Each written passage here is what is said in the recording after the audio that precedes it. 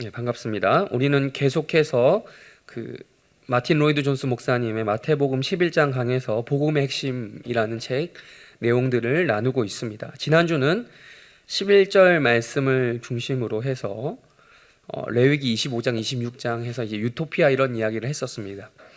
근데 이제 이 마틴 로이드 존스 목사님의 이 책에는 7절부터 11절이 생략되어 있다라고 말씀을 드렸죠. 근데 그게 바로 12절로 이어진다고 했었어요. 그래서 지난주에 11절이 없는데 했던 이유는 오늘 12절을 위해서였습니다. 그래서 11절에 했던 주제가 무엇이었습니까? 천국이라는 것을 가지고 했죠. 유토피아가 아니라 천국이다라는 것을 가지고 말씀을 나눴습니다. 그래서 오늘도 지난주에 했던 그 이야기를 이어서 천국에 대한 메시지를 한번 나누고자 합니다. 오랜만에 몇 주 좀 안 했던 것 같아서 좀 오랜만에 할게요. 코로나 이야기를 좀 오랜만에 해보겠습니다. 전 세계는 여전히 코로나 바이러스 공포에 떨고 있죠. 어제 오랜만에 또 이것 때문에 코로나 보드 그 웹사이트에 들어가 봤어요. 확인해 봤더니 어제 하루만 해도 전 세계적으로 확진자 수가 9만 명이 넘었더라고요. 어제 전 세계적으로. 그리고 5천 명이 넘게 사망을 했고 치사율이 7.10%더라고 합니다. 근데 그나마 다행인 게 우리나라 상황이죠. 어제 확진자가 6명이었어요. 10명 미만이에요, 이제는. 그리고 사망자도 2명으로 되게 정말 확연히 줄어들고 있는 게 눈으로 수치상으로 보이는 거죠. 물론 그렇다고 해서 아직 완전히 긴장을 늦출 수는 없지만 그래도 얼마 전까지 심각했던 상황에 비하면은 한결 낫다라고 할 수 있겠습니다. 여전히 전염병은 인종과 민족과 종교 모든 것을 초월해서 전 세계적으로 이 비상상태다, 초비상상태다라고 할 수 있겠습니다. 근데 이제 제가 초등학교 1학년 때 이야기를 잠깐 또 해드릴게요. 제가 91년도 때가 초등학교 1학년이에요. 제가 정확하게 기억하는 건 1, 2, 3 이 숫자 단위가 초 1, 2, 3 이거랑 똑같았기 때문에 다 바로 기억이 납니다. 제가 초등학교 1학년 때가 91년인데요. 그때 집안 형편이 그때 참 집이 이제 그렇게 좋지는 않았는데 제가 부모님께 떼를 써서 그랬는지 어쨌는지 제가 이건 한번 체크를 한번 해봐야 될 것 같아요. 팩트 체크를 제가 한번 이 말 나온 김에 한번 제가 다음에 연락을 드리도록 하겠습니다. 당시 이제 TV에 연결해서 볼 수 있는 비디오 기기를 제가 부모님이 떼를 썼는지 아닌지 모르겠지만 어쨌든 구매를 해주셨어요. 네. 그때 정말 그게 큰일이었거든요. 그걸로 제가 이제 재밌는 일주일에 한 번씩 그 대여 가게가 있어요. 그 비디오 테이프를 빌려주던 거기 가서 일주일에 한 번, 그때 가격도 1,000원이었어요. 그때 가격이 1,000원이 엄청나죠. 1,000원을 주고 일주일에 한 번 볼 수 있었어요. 한 번 토요일에 이제 그 대여점에 가서 한 편씩 빌려보는 그 재미로 지냈던 때였습니다. 그래서 그때 주로 봤던 게 만화 그랑조라고 아시는지 모르겠는데 남자들은 알 수 있는 그랑조라는 만화를 제가 즐겨봤고 특별히 또 만화를 보거나 아니면 외화를 많이 봤는데 그 미국에서 이게 좀 약간 패밀리 코미디 있잖아요. 그런 식의 약간 좀 미국식 코미디가 가미된 그런 약간 가족적인 분위기 그런 것들을 많이 봤어요. 그러니까 흔히 말하는 나홀로 집에 같은 그런 시리즈 있잖아요. 그런 것들을 이제 주로 보면서 재미로 이제 삼았던 때였습니다. 근데 그때 비디오 테이프를 넣고 본 그 편이 되기 전에 꼭 등장하는 공익 광고 같은 것이 있었습니다. 제가 말하면 딱 떠오르시는 분이 있을 거예요. 안 떠오르면 좀 이제 요즘 젊은 이들이죠. 한 20대는 잘 모를 거예요. 80년대생 혹은 90년대생들 중에 알 건데 이런 멘트가 나옵니다. 이 애니메이션과 함께 옛날 어린이들은 호환, 마마, 전쟁 등이 가장 무서운 재앙이었으나 현대 어린이들은 무분별한 불법 비디오를 시청함으로써 비행 청소년이 되는 무서운 결과를 초래합니다. 이거 하면은 옛날 사람이죠. 그죠? 80년대생 혹은 90년대 초 혹시 새내기들 이거 알아요? 모르죠. 유튜브에 가면 찾아볼 수 있거든요. 건전한 비디오 이렇게 검색을 해보세요. 나오더라고요. 이제 여기서 제가 주목하고 싶은 것은 이거예요. 옛날 어린이들은 가장 무서운 재앙이 3가지가 있었는데 첫 번째 뭐다? 호환이 뭐죠? 네, 옛날에는 진짜 이거는 뭐 진짜 옛날 이야기죠. 호랑이가 사람 사는 마을을 습격을 자주 했던 거죠. 예, 내려와서 이제 그 사람을 진짜 이게 죽이고 이렇게 하는 그런 행위가 바로 호환이었습니다. 그래서 옛날 어린이들에게 무서운 대상이었고요. 마마는 뭐죠? 마마? 예, 천연두를 가리켜서 마마라고 부릅니다. 그러니까 전염병이죠. 전염병. 쉽게 말하면 전염병. 이와 더불어서 가장 무서운 재앙이 하나 더 있었으니 뭐다? 전쟁이다라는 것입니다.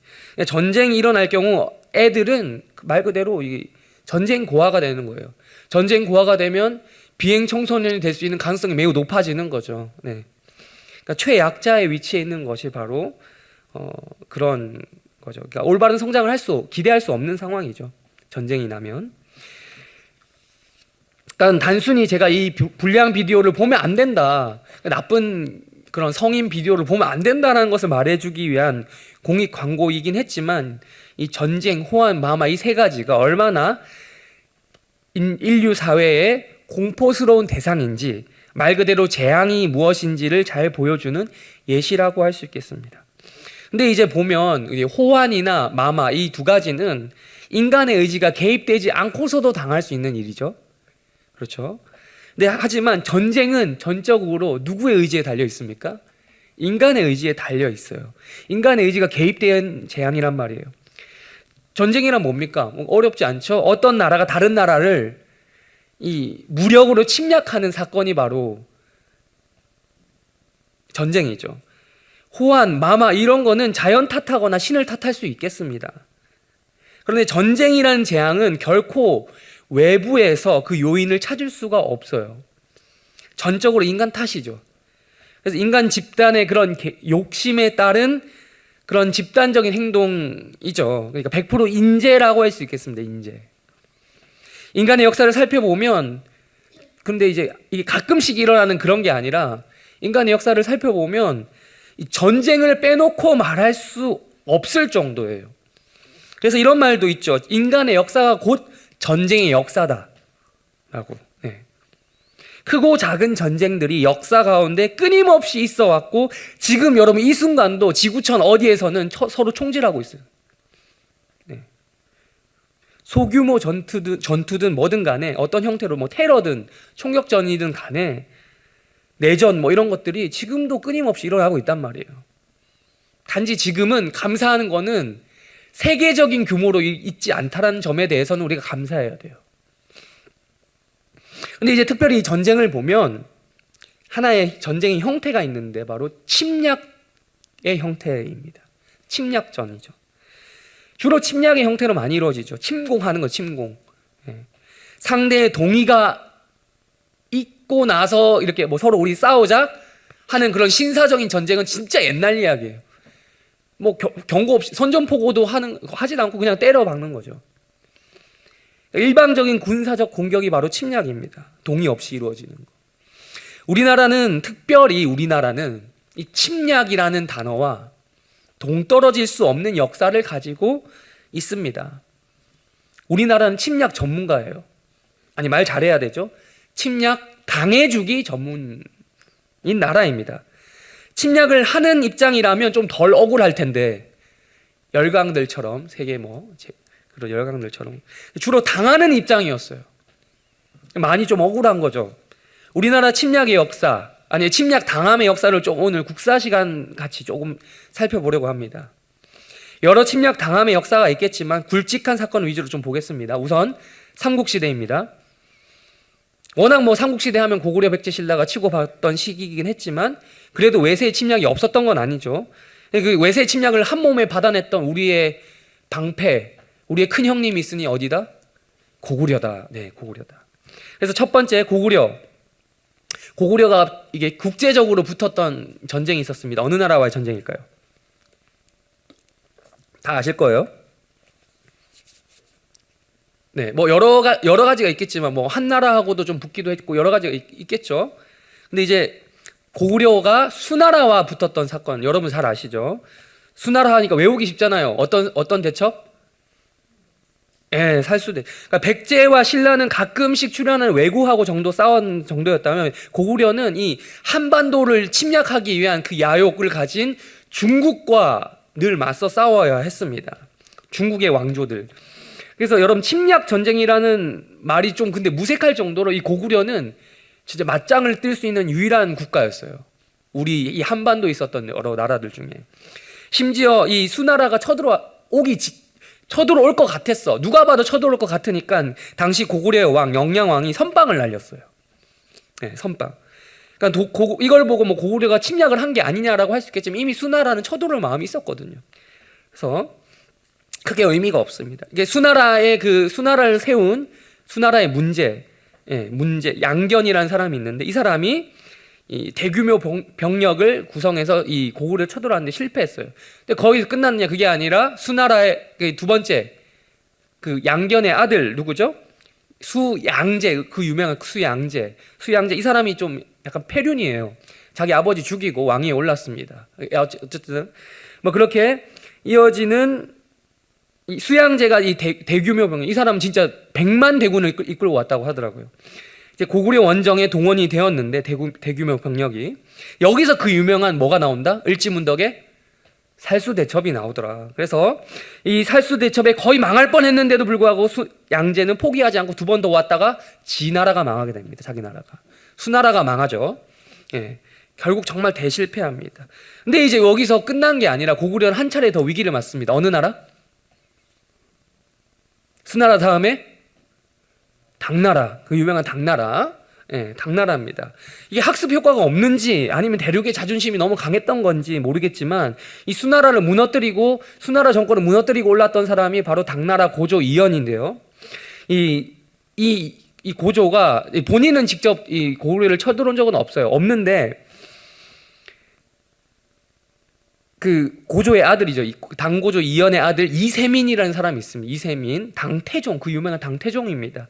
이 사람이 왕자의 난 비슷하게 우리나라 조선 태종이랑 비슷해요.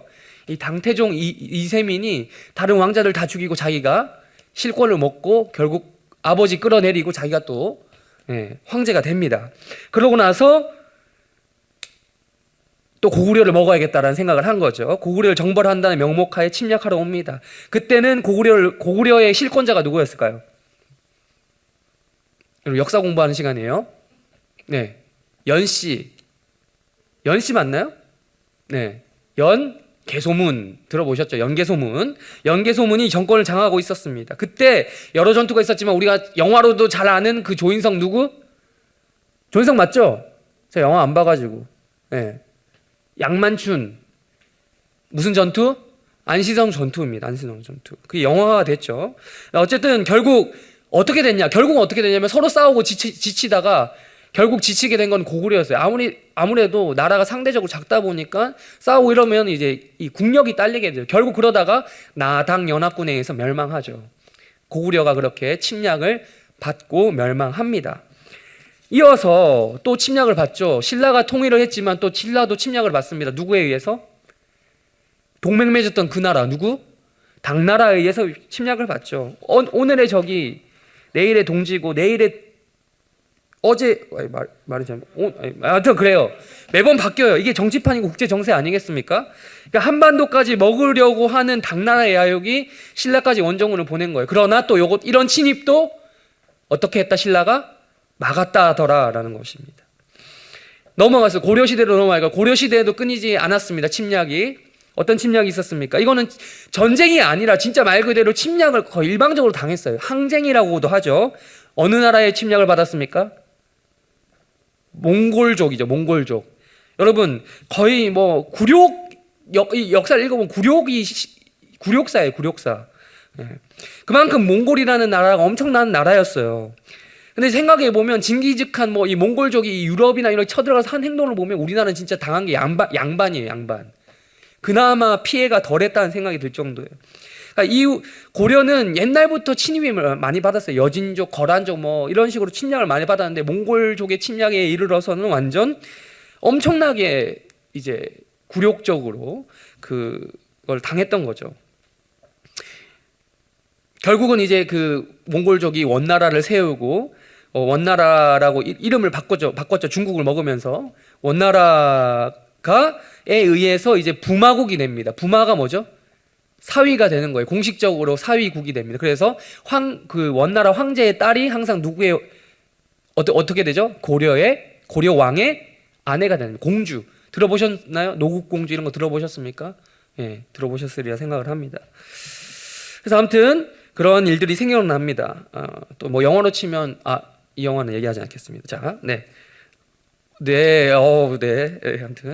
아무튼 그럼에도 불구하고 이후로 삼별초의 항쟁 등을 통해서 원나라를 대항하긴 했지만 역시나 역부족이었습니다. 넘어가겠습니다. 우리 또 침략 역사하면 조선시대가 또 빠질 수가 없겠죠. 외세 침략하면 역사적 사건 중에서 조선시대인데 두 가지 뭐가 있습니까? 하나는 임진왜란, 또 하나는 병자호란입니다. 그렇습니다. 여러분, 우리가 하다 못해 여기 혹시나 좀 일본에 대해서 이렇게 부정적으로 얘기할 때 마음이 상하시는 분이 없었으면 좋겠는데요. 제가 조금 이렇게 민족적인 입장에서 얘기를 하겠습니다. 당시 일본이, 그러니까 우리가 하다 못해 일본에까지 침략을 받는 이 신세가 됐다는 거예요. 예. 중국에게 당하는 그래도 우리보다 큰 나라니까 뭐 어느 정도 인정을 하겠는데 일본은 우리가 항상 늘 무시하고 깔보던 나라였거든요. 근데 그 일본이 쳐들어온 게 바로 임진왜란 및 정유재란입니다. 예. 전국시대라고 해서 이제 도요토미 히데요시가 천하를 통일하고 그 실권을 장악하면서 그들의 관심, 영주들의 관심을 돌리기 위해서 막 어쨌든 정치적인 판단하에 쳐들어왔어요. 예. 그게 임진왜란입니다. 정신 나간 건지 모르겠지만 얘가 이런 말까지 했죠. 도요토미 히데요시가 명나라까지 가겠다. 정명가도 명나라까지 갈 테니 길을 빌려달라는 소리를 조선 정부에 던졌는데 그걸 받아줄 리가 없겠죠. 이게 뭔 개소리냐 하면서 이제 붙었는데 당연히 우리나라가 실전 경험이 없었기 때문에 대박 깨진 사건이 임진왜란이고, 그런데 또 이게 일본 뜻대로 되지 않았던 것이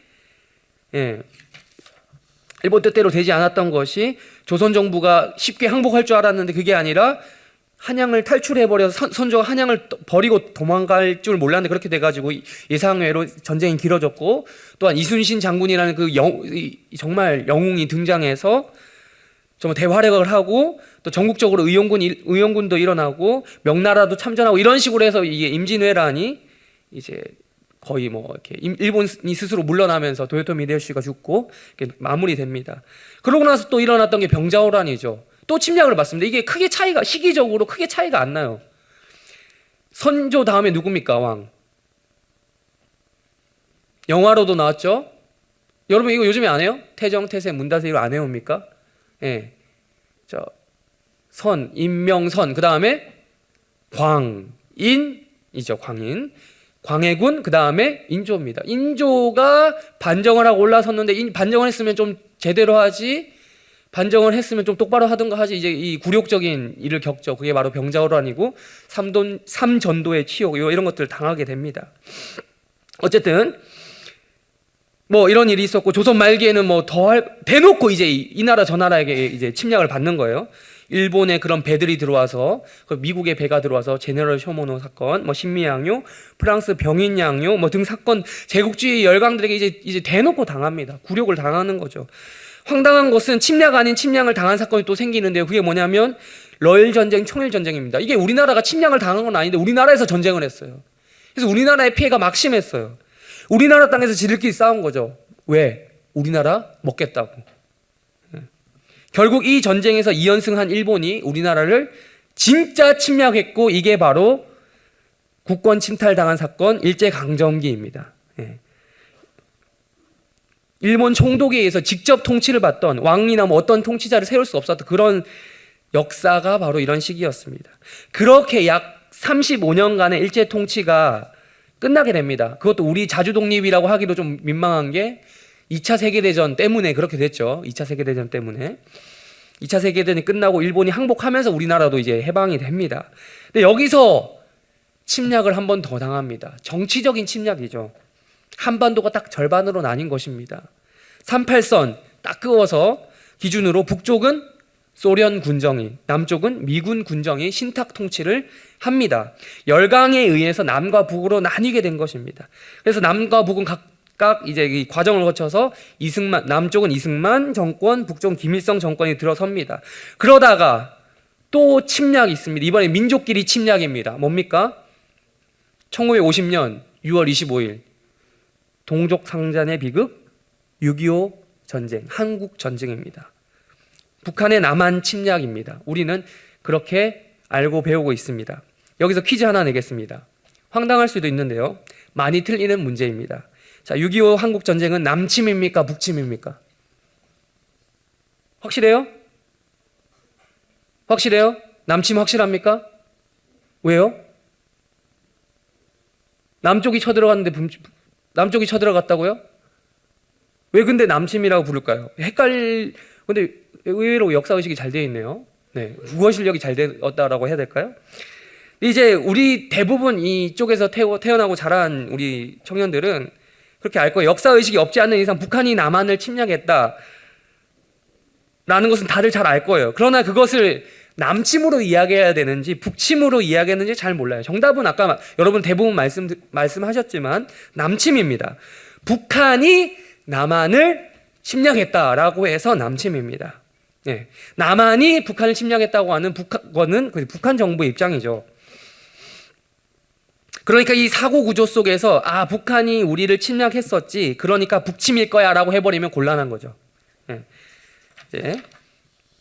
근데 이제 국어가 참 헷갈려요, 여러분. 지금까지 계속해서 제가 아까 외세의 침략에 대해서 얘기했는데 그걸 줄여서 뭐라고 부릅니까?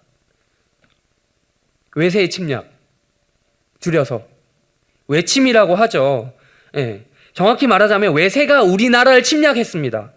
근데 이거는 뭐 우리나라를 침략해서 우침? 이거 아니에요. 그게 아니고 조선 갖다 붙이고 고려 갖다 붙이면 조침, 고침 이렇게 돼야 되는데 그게 아니에요. 그래서 이게 좀 헷갈릴 수 있는 거죠. 그래서 제가 국어원을 검색을 해봤습니다. 그러니 이렇게 답을 하더라고요. 죄송하지만 왜 외침, 이 남침 이게 다르냐? 이게 문법이면 일관성이 있어야 되는데 왜 다르냐라고 하니까 이렇게 대답을 하더라고요. 죄송하지만 문의하신 부분은 한자어의 짜임과 관련된 부분으로 온라인 가나다에서 답변 드리기 어려운 점 양해해 주시기 바랍니다. 예. 그러니까 한자어라고 책임을 돌리는 이 국어 문제가 아니다라는 거예요. 한자어는 이게 순서가 바뀌기도 하고 막 그런다는 거죠. 예. 그래서 그 부분을 한자어를 참고해 보시기 바랍니다. 도움을 드리지 못해 죄송합니다라고 마무리합니다. 그러니까 이게 상황에 따라 케바케니까 알아서 잘해라 라고 이해하면 되죠. 그러니까 참 황당해 보이긴 하지만 이 언어의 한계라고 할 수도 있고 줄임말의 한계라고도 할 수 있습니다. 근데 여러분, 제가 왜 이렇게 장황하게 역사 얘기도 하고 이야기도 했을까요? 이게 한글만의 문제가 아니에요. 그렇습니다. 이 남침, 북침 문제 하나 때문에 한글만 무시받기에는 좀 너무한 면이 있겠죠. 오늘 읽은 성경 본문에도 이러한 비슷한 문법, 언어적인 문제가 등장합니다. 우리 12절, 오늘 본문이 다시 한번 읽겠습니다. 시작.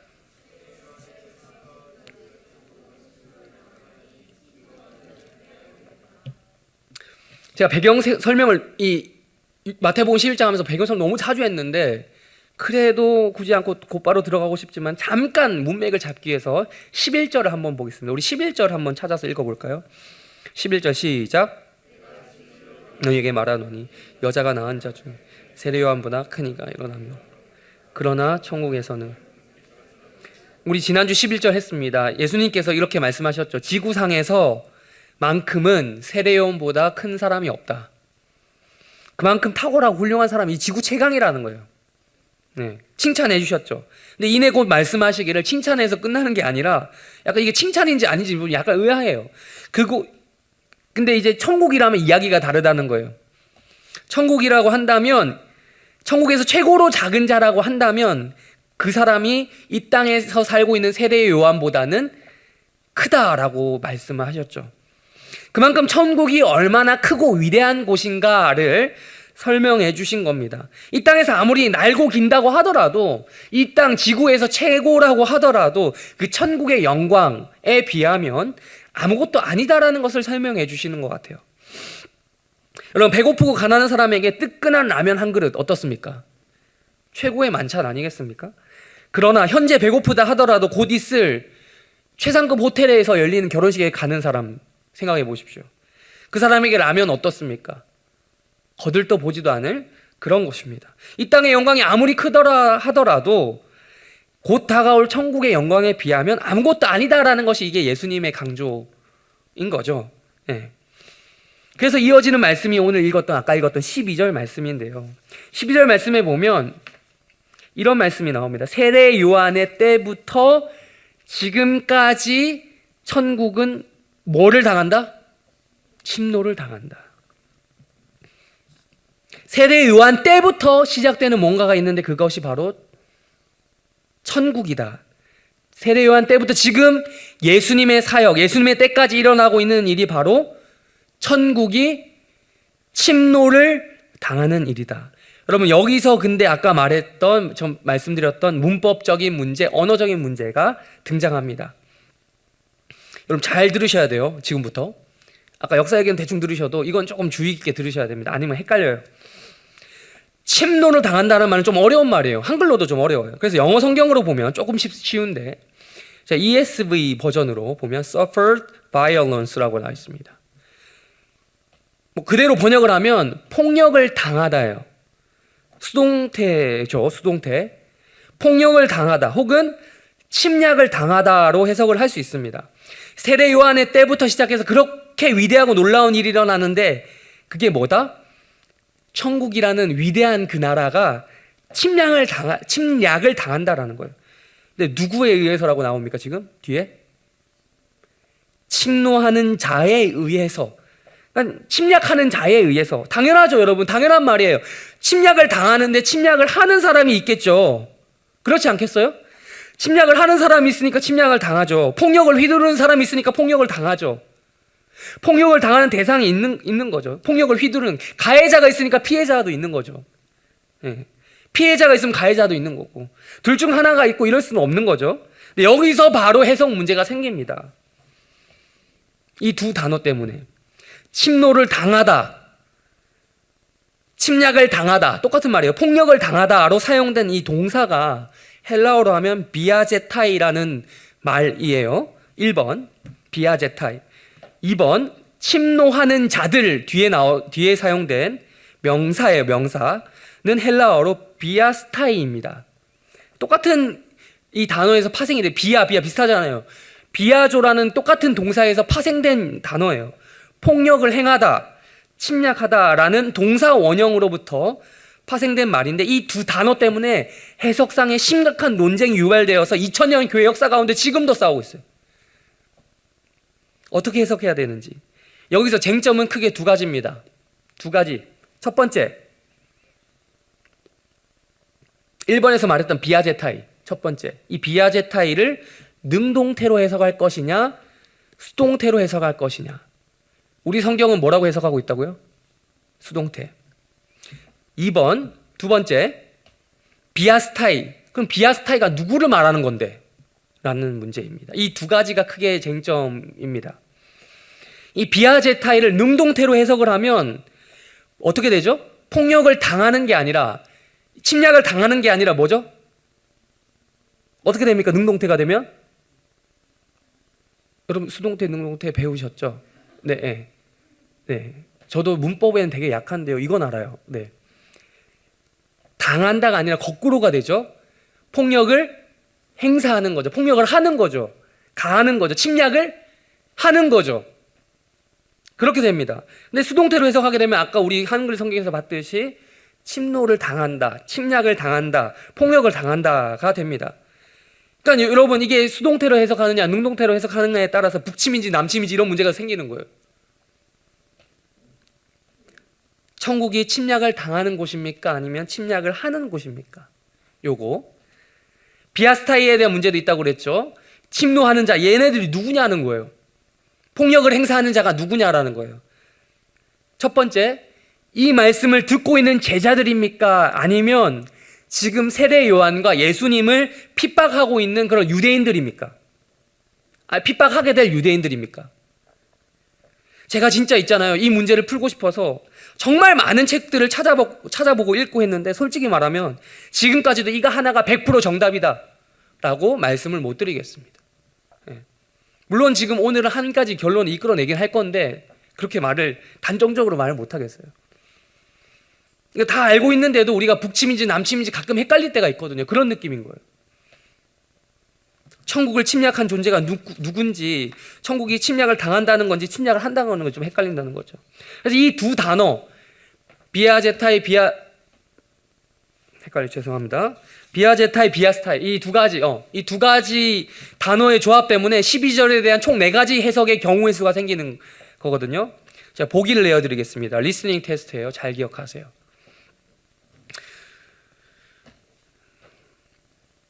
Choose the most appropriate answer to the question. 네. 이거 너무 자연스럽게 하려고 했는데 순간 영어 보고 당황해서 죄송합니다. 연습을 했는데 예. A. 둘 다 긍정적인 경우, 능동태. 이렇게 해석이 됩니다. 세례 요한의 때부터 지금까지 천국이 세상을 침략하고 있다. 그 침략하는 자들, 즉 예수님의 제자들은 그 천국을 얻는다. A예요. 능동태. B. 둘 다 부정적인 경우예요. 수동태예요.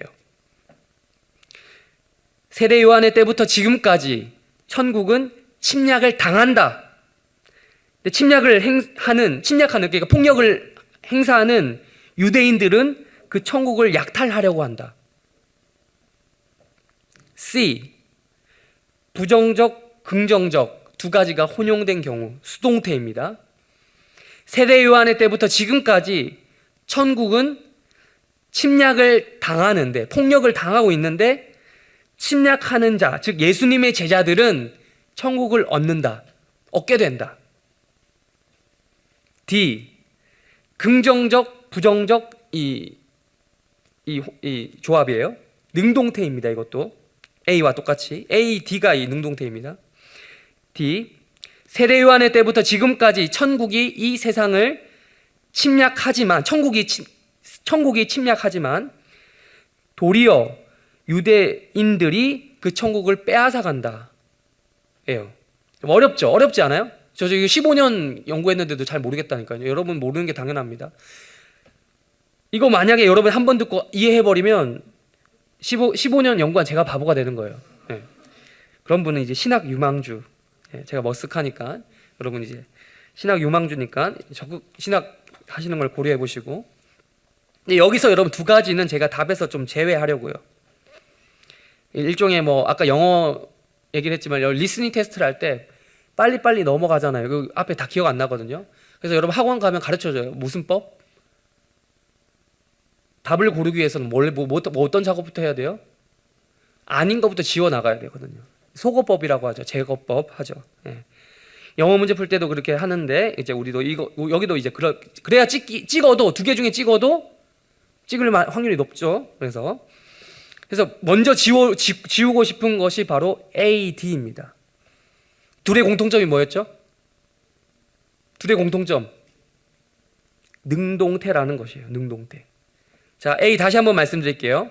세례 요한의 때부터 지금까지 천국이 이 세상을 침략하고 있다. 침략하는 자들, 즉 예수님의 제자들은 그 천국을 얻는다. D. 세례 요한의 때부터 지금까지 천국이 이 세상을 침략하고 있지만 도리어 유대인들이 그 천국을 빼앗아 간다. 약간 다르긴 한데 뒷부분 때문에 달라지긴 하는데 똑같아요. 그 천국이 이 세상을 향해 쳐들어가고 있는 그런 이미지예요. 천국의 복음이 막 쳐들어가고 있는 거예요. 천국이 세상을 침략하고 천국이 폭력을 행사하고 그런 거죠. 근데 이것을 주장하는 사람들이 제가 아예 틀렸다라고 말을 못하겠다고 말씀드렸어요. 나름 근거가 있어요. 한마디로 천국이 침략을 당할 그런 약해 빠진 그런 곳이냐라는 거예요.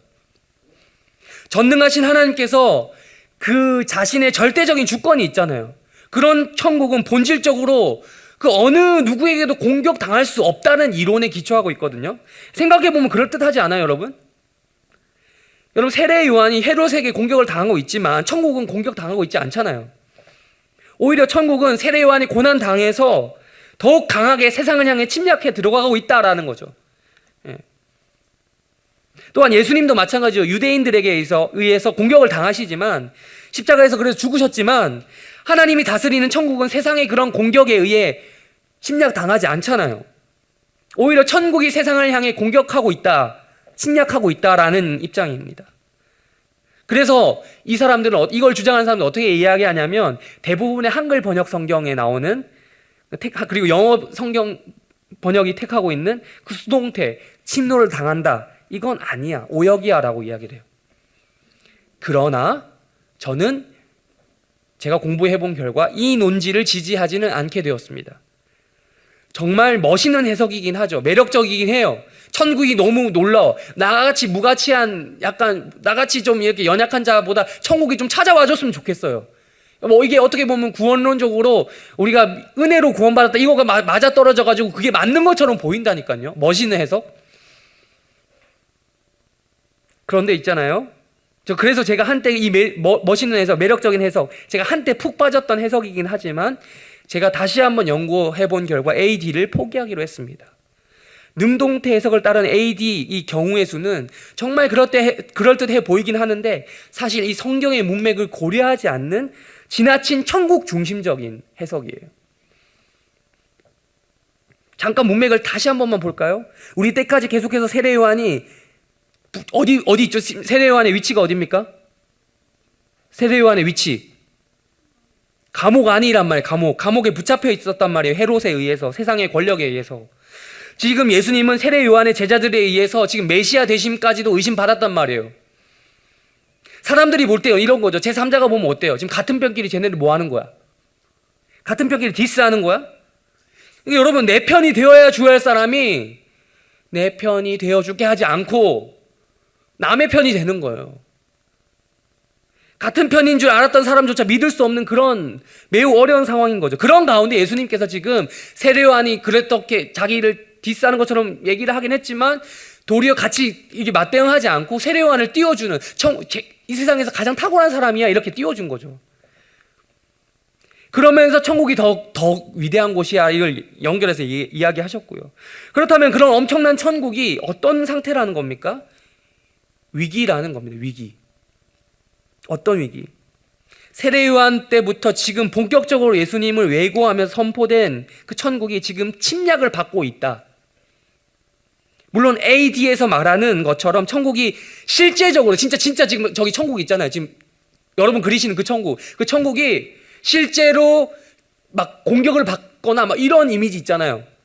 인간들에서 침략을 받고 인간들에 의해서 좌지우지 되고 막 이런 곳은 아니긴 해요. 그러나 예수님이 말하는 화법을 이 뉘앙스를 잘 살펴보세요.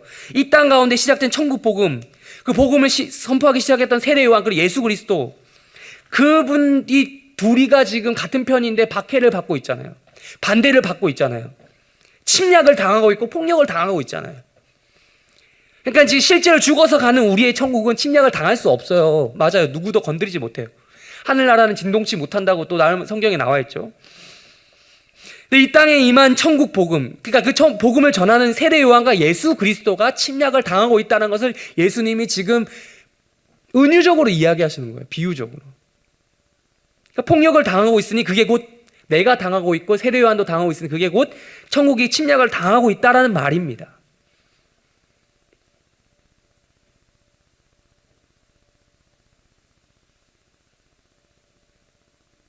이처럼 문맥을 파악해 봤을 때 적어도 능동태 A와 D는 아니라고 생각하면서 제가 답에서 지우려고 합니다. 그러니까 수동태로 해석해야 된다는 게 저의 입장인 거죠.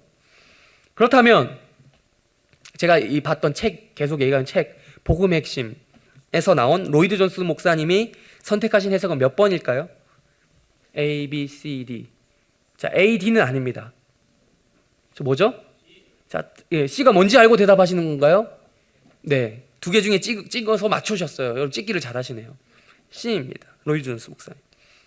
부정적, 긍정적 순서. 그러니까 수동태인데 순서가 이제 부정적이고 긍정적인 순서로 이어지는 것입니다. 앞에 부정적인 게 뭐냐? 천국이 침략을 당한다. 이게 부정적이죠. 그리고 긍정적인 것은 뭐냐? 침략하는 자들이 있는데 그게 바로 예수님의 제자들, 천국을 얻게 되는 자들, 천국을 빼앗는 자들이 예수님의 제자들이라는 거예요. 로이드 존스 목사님이 이렇게 해석을 합니다. 한마디로 결론이 어떻게 되겠습니까? 이 말씀을 드리면 우리가 무엇을 해야 됩니까? 천국을 침략해 들어가야 된다라는 결론이 나오는 거죠. 왜? 지금 이 땅 가운데 죄가 넘치는데 이 세상 속에서 하나님의 진노를 피하기 위해서 적극적으로 회개하고 하나님께 돌이켜야 된다는 거예요.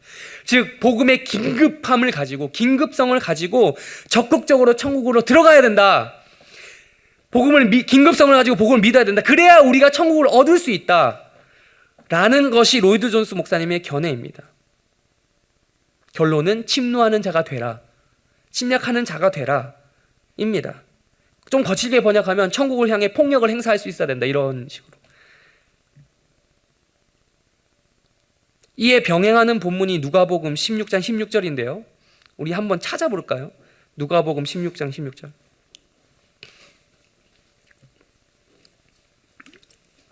누가복음 16장 16절 찾아보겠습니다. 시작. 율법과 선지자는 요한의 때까지요 그 후부터는 하나님 나라의 복음이 전파되어 사람마다 그리로 침입하는. 누가복음에 똑같은 비슷한 내용이 나오죠. 침입하는이라. 마태복음과 마찬가지로 비아제타이라는 동사가 사용됩니다. 즉 아까 얘기했던 C의 입장, 자꾸 욕하는 것 같아요. C의 입장은 폭력적인 용어로 보기보다는 적극적인 면을 강조하기 위한 것으로 사용됐다고 보는 거예요. 그러니까 이게 지금 마태복음과 이 누가복음은 똑같은 뉘앙스로 적혀져 있는 문장이라고 본 거죠. 이 해석을 따르면 그런 거예요. 복음에 의해서 천국은 침략을 당하고, 그러니까 이 복음을 믿는 사람들은 끝까지 붙잡고 천국 놓지 않고 내가 천국에 들어가도록 애써야 된다. 이게 결론인 거죠. 똑같은 아까 말했던 그거예요. 빼앗을 수 있다, 천국을. 그러나 저는 있잖아요. 이렇게 지금 누가복음 해석가 이거 했는데 저는 B를 택하기로 했어요. B가 뭐였는지 기억하십니까? B. 둘 다 부정적인 경우로 해석을 한 거예요. 수동태.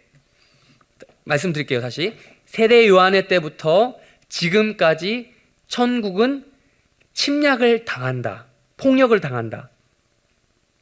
침략하는 자들, 즉 유대인들, 폭력을 행사하는 유대인들은 그 천국을 약탈하려고 할 것이다. 로 해석을 했습니다. 그걸 저는 받아들이고 있어요. 천국이 침략을 당하고 있는데 로이드 존스 목사님과 달라요. 누구에 의해서가 달라요. 로이드 존스 목사님 제가 무시하겠다는 게 아니에요. 로이드 존스 목사님이 틀렸다고 한 적도 없어요. 여러분 어디 가서 헛소문 내면 안 돼요. 저 이상한 사람 돼요. 네, 정말 존경합니다만. 또 문맥적으로 보면 지금 침략을 하는 자는 누구다? 제가 보자는 거는 문맥을 따지자면 지금 예수님이 세례 요한 이런 거 지금 누구에게 당하고 있다고 한 거예요. 성경을 우리가 봤잖아요. 계속 마태복음 11장 보고 있었잖아요. 누구에 의해서 지금 당하고 있어요? 감옥에 갇히고 뭐 이런 거, 유대인들의 고발, 뭐 유대인들의 핍박, 다 그거 아니에요? 유대인들. 세례 요한 때부터 시작해서 지금 예수님 자기까지, 지금까지 예수님께까지 침략을 당하고 있다. 폭력을 당하고 있다. 누구에 의해서? 유대인들, 헤롯 뭐 이런 그 당시 세상 권력, 세상에 의해서 당하고 있다는 거예요. 세상에 의해서. 세상에 의해서 세례 요한에 의해 선포된 회개하라 천국이 가까이 왔다. 그 복음. 세상에 의해서 예수님도 똑같이 선포했던 그 복음. 회개하라 천국이 가까이 왔다. 그 복음이 거부당하고 있다. 물리적으로 폭력을 하고 있고 영적으로 폭력을 당하고 있다. 그게 바로 천국을 약탈하려고 하는 자들이다. 그들이 라는 것입니다. 그러면 여기서 한 가지 의문점이 생겨야 됩니다. 누가복음 아까 말했던 16장 16절 똑같이 말하는데 그건 뭐가 되는 거죠? 16장 16절은 분명합니다. 분명히 그렇게 해석을 하고 있어요. 천국을 빼앗기 위해서 침략하는 자들이 마치 그 믿는 사람들인 것처럼 얘기하고 있어요. 예수님의 제자들, 우리들인 것처럼 얘기를 하고 있어요. 근데 똑같은 구절인데 문맥이 달라요. 그런데 여러분 누가복음 16장, 오늘 시간이 없어서 다 못 찾겠지만 16장의 앞절을 보세요. 16절 앞에 보면 전혀 문맥이 오늘 마태복음 문맥과 다릅니다. 똑같은 말인데도 뉘앙스가 다른 거예요. 그러니까 로이드 존스 목사님이 약간 누가복음 쪽의 해석을 따라가셨다고 보면 되겠죠. 저는 제가 지지하는 것은 이 마태복음 한 권만 보는 그런 입장인 거예요. 세례 요한의 때부터 지금까지 예수님의 때까지 지속적으로 천국은 폭력을 당하고 있다. 침략을 하는, 그런 폭력을 행사하는 유대인들, 즉 세상 사람들은 그 천국을 약탈한다가 정리된 저의 입장입니다. 이와 동시에 말씀을 정리해 나가도록 하겠습니다. 여러분, 인간의 역사는 아까 쭉 우리 침략받은 우리나라 역사 이야기를 했는데, 참 우리나라 침략 많이 당했어요. 돌아보면. 물론 약소국들이 되게 그러했지만,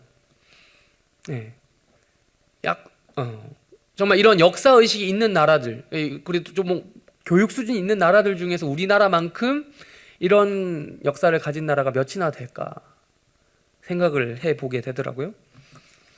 인간의 역사는 서로 침략하고 침략당하는 가운데 계속해서 전개되어 왔습니다. 근데 보면 분명 지난 수천 년의 인류 역사, 전쟁이 전쟁이 인류를 발전시켰다 이런 말도 있어요.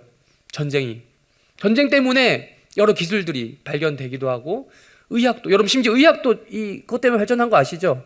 이 사상자 이런 문제 때문에.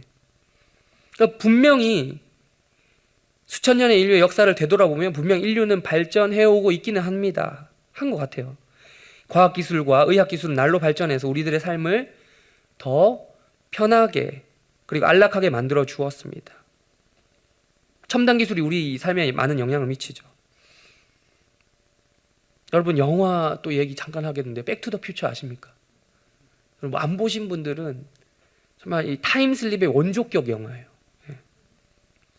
80년대 만들어진 영화인데 그 미래가 몇 년대로 설정되는지 아세요? 벌써 5년 전인데 2015년으로 설정되어 있어요. 85년에서 30년인가 몇 년이죠? 30년 맞죠? 30년 뒤 이야기인데요. 미래에 있을 것 같은 기술들이 보여주고 있는데 그 중에는 아직 실현되지 않은 것도 있어요. 하늘을 나는 자동차, 그리고 호버보드라고 해서 정말 어렸을 때 그거 영화 보고 꿈 많이 꿨어요. 저도 나도 그거 타고 싶어가지고. 그런 거 또 있지만, 실현되지 않은 것도 있지만 실현이 되고 거기서 나온 것보다 더 탁월하게 구현이 된 것도 있어요. 화상 대화 이런 거 있죠. 전화 이런 거는 더 탁월하게 변했죠. 날이 갈수록 신기술이 정말 그 영화에서 그렸던 이상으로 우리와 현실과 미래는 발전하고 있어요. 지금은 4차 산업혁명 시대라고까지 얘기를 하죠. 의학기술도 많이 발전했고요. 옛날 같으면 죽을 병인데 이제 쉽게 안 죽어요. 정말 쉽게 안 죽어요, 여러분. 자연사로. 약만 먹으면 살 수 있습니다. 병원에만 가면 살 수 있는 시대가 됐어요. 옛날과 비해서. 유아 사망률도 많이 낮아졌고요. 100세 시대라고 말할 정도로 기대 수명도 과거에 비해서 훨씬 많아졌어요. 그렇다면 여러분, 4차 산업혁명이 모든 것을 다 해결해 줄 수 있는 만병통치약은 아니겠지만 그래도 우리가 기대했던 거 있잖아요. 기술이 발전하면서 우리의 불편함과 어려움을 그런 거 다 해결할 줄 알았는데 이 코로나 바이러스 한 방에 4차 산업혁명 얘기가 거의 없어졌어요. 고작 하는 얘기가 집에서 이제 온라인으로 네트워크 할 수 있다 이런 거. 근데 그게 바이러스 퇴치, 아까 기도됐지만 백신도 아직 개발되지 않은, 대안 정도를 적당히는 마련할 수 있지만 근본적인 문제를 치료하지 못하고 있어요. 여러분, 인류는 여전히 고통과 아픔, 그런 유혈 사태, 침략 전쟁 이런 것으로부터 자유롭지 못합니다. 요 며칠 사이에 핫 이슈가 무엇이었습니까? 누가 보이지 않았었습니까? 그 북에 계신 그분이 보이지 않았어요. 건강이 이상한 거 아니냐? 그러다가 어제 나왔어요. 근데 그게 또 진짜인지 아닌지 또 진위 여부가 또 모르겠어요. 그게 미리 찍어 넣었는데 일부러 그렇게 한다 이런 여러 가지 이야기 있잖아요. 왜 우리가 지금 거의 남의 나라처럼 보는데, 우리 젊은이들은, 어른들은 남의 나라로 안 보는데 우리는 거의 그렇게 보잖아요. 왜 그게 예민합니까? 우리나라 특별히 더. 실제로 그분께 건강에 이상이 오면, 문제가 있으면 우리나라에도 영향이 오기 때문이죠. 정전협정을 맺었다고는 하지만 실질적으로 봤을 때 아직까지 휴전이죠. 군대가 대치하고 있잖아요. 언제나 이런 일이 있을 때면, 그때 김일성 죽었을 때도 그랬고 김정일 죽었을 때도 그렇게 군대 비상 났잖아요. 긴장 기류가 흐릅니다. 참 우리 아까도 얘기했지만 우리 한반도 역사가 참 유난히도 이런 침략과 이런 역사 많이 적용되는 편인 것 같습니다. 많이도 당했고 또 그런 것 같아요. 그런 면에서 오늘 말씀의 해석은 상당히 의미가 있는 것 같습니다. 제가 어떻게 해석을 했죠? 천국은 무엇을 어떻게 한다? 침략을 하는 게 아니라 침략을 당하는 곳이다. 그리고 침략하는 자들은 누구다? 우리가 아니라 세상이다. 세상이 천국을 침략한다. 여러분, 제가 설교 제목 오늘 그런 의미에서 약간 좀 헷갈려 보시라고 지었는데요. 천국 침략 전쟁이라고 했는데 여러분 제목도 안 읽고 들어오신 분이 많겠지만 어쨌든 물어볼게요. 읽은 거라 치고. 천국 침략 전쟁이라고 했는데 여러분 어떤 느낌으로 받아들이셨습니까? 천국이 침략을 당하고 있습니까? 천국이 침략을 하고 있습니까? 근데 이제 여러 가지 해석이 따라 달라지겠지만 오늘 해석, 제가 한 해석에 따르면 천국이 침략을 당하고 있다인 거죠. 천국을 침략하는 전쟁입니다. 그게 천국 침략 전쟁. 근데 문제는 우리가 침략하는 것이 아니라 한때 예수님을 향해서 유대인들이 그렇게 했던 것처럼 세상이 이 땅 가운데 선포된 그 복음을 향해서 침략을 하고 있다. 공격을 가하고 있다. 복음을 향해서 핍박을 가하고 고난을 가하고 박해를 가한다로 볼 수 있다는 것입니다.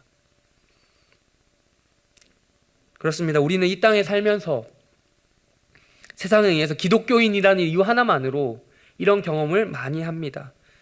지난주에도 얘기했지만 근데 많이 까먹고 살았던 것 같아요. 너무 편안한 이 대한민국에서 이런 특수한 상황 속에서 살아서 너무 종교의 자유가 있고 이러다 보니 너무 편하게 살아서 까먹고 살았던 것 같습니다. 근데 원래 그랬잖아요.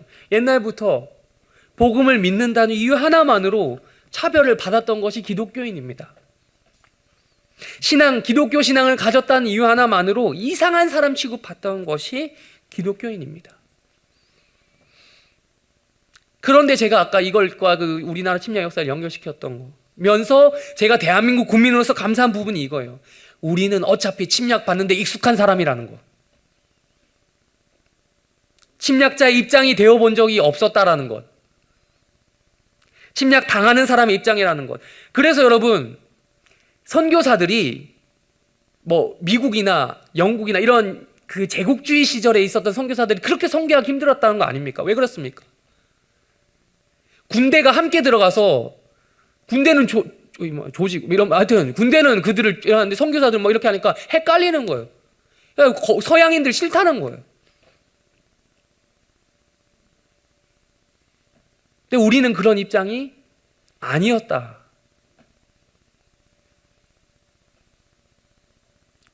물론 이게 가톨릭 영화긴 하지만 영화 미션에서도 보면 그래서 그 사람이 죽잖아요.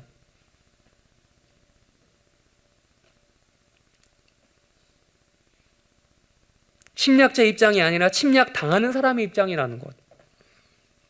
이것이 꼭 복음을 믿게 하는 것과 직접적인 연관은 없겠죠. 그러면 한국 사람들 다 그건 아니고.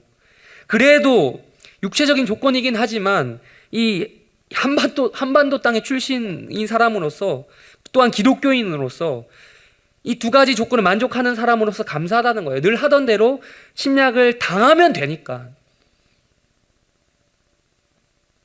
늘 그렇게 당하던 처지니까 세상으로부터 우리가 침략을 당하는 처지임을 한탄스럽게 생각할 필요가 없지 않느냐. 그런데 우리가 너무 높아져 있었어요. 어느 순간. 기독교인이 세상의 낮은 곳이 아니라 세상에 욕먹는 자리가 아니라 화려한 자리, 높은 자리, 그런 곳을 당연히 그래도 되는 것처럼.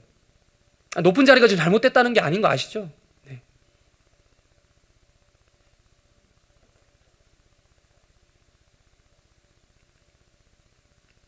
우리는 침략을 당하는 처지라는 것이.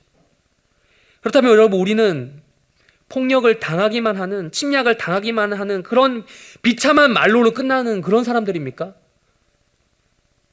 아니죠. 그래서 지난주와 결론은 똑같이 내고 싶어요. 이럴 때일수록 우리가 더욱더 소망해야 하고 바라보아야 될 곳이 어디냐고요? 장소가 있죠. 어디죠? 천국입니다. 천국이 폭력을 당하는 곳인데 그곳으로 그렇기 때문에 더욱더 들어가고 싶은 곳이 되어야 된다. 라는 것이 바로 기독교인의 고백이어야 된다는 거예요.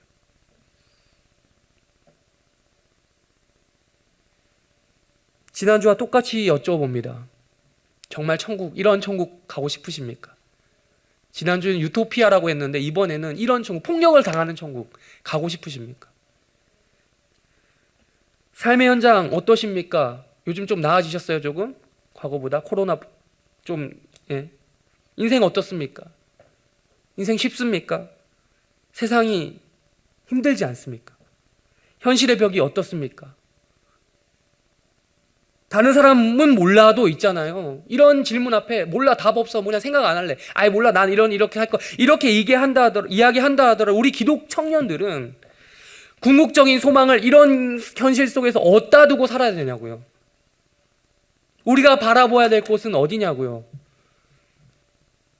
저 하늘, 그 천국 아니겠습니까?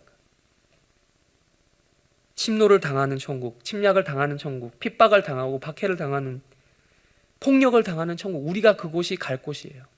지금이요.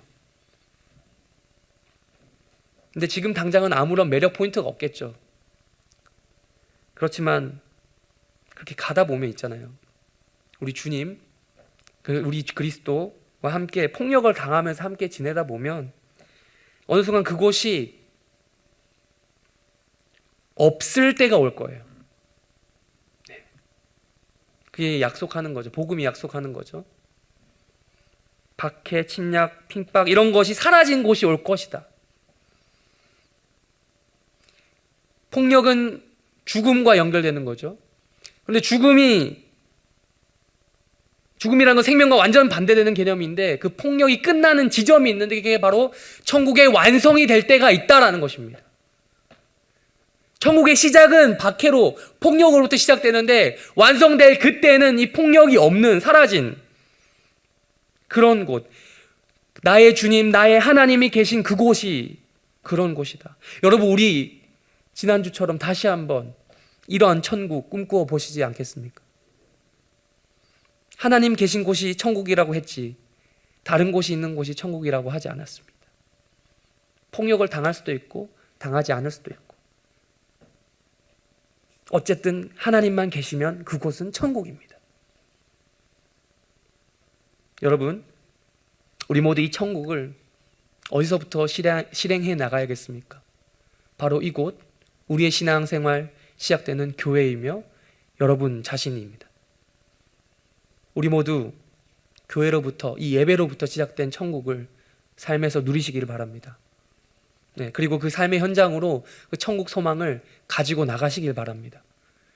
정말 마지막으로 한마디만 더 말씀드립니다. 담임 목사님께서 얘기하셨던 그 말씀이 기억이 나는데요. 초대교회 성도들은 늘 종말만 바라보고 살았다. 이 땅에 임한 하나님 나라, 물론 중요하지만 이 땅에 어떻게 사회의 정의가 실현되고 이런 거 그게 중요하지 않다는 건 아니지만 초대교회 성도들 생각해 보면 정말 진짜 문자적으로 하나 예수님 다시 오는 거 그거 기대했다. 그 얘기하셨어요. 우리가 기대해야 될 천국은 바로 궁극적인 천국은 그런 곳입니다. 물론 우리가 가는 곳이 천국과 비슷한 곳이 되어야겠지만 우리의 도달할 곳은 그곳, 우리가 바라봐야 될 곳은 그곳이 되기를 바랍니다. 기도하겠습니다.